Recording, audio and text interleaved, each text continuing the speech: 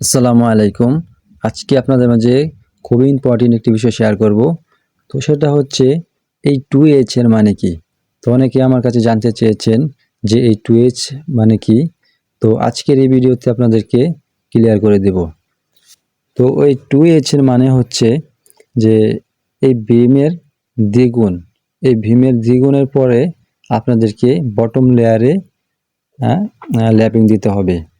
তো ধরি আমরা এই ভীমটা যদি 15 ইঞ্চি হয় তাহলে এটার দ্বিগুণ হচ্ছে 30 ইঞ্চি।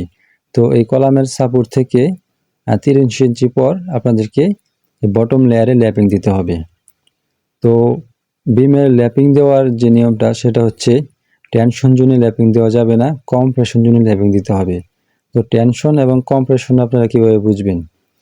এই কলামের সাপোর্টে হচ্ছে টেনশন জোন আর মাঝখানে হচ্ছে কম্প্রেশন জোন। তো এটা হচ্ছে টপ লেয়ারের ক্ষেত্রে এবং বটম লেয়ারে একটু পরিবর্তন হবে, এটা হবে কম্প্রেশন জোন।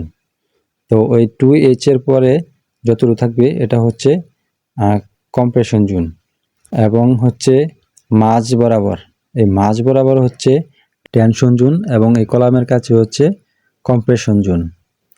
তো আশা করি টেনশন এবং কম্প্রেশনের জন্য আপনারা বুঝতে পারছেন।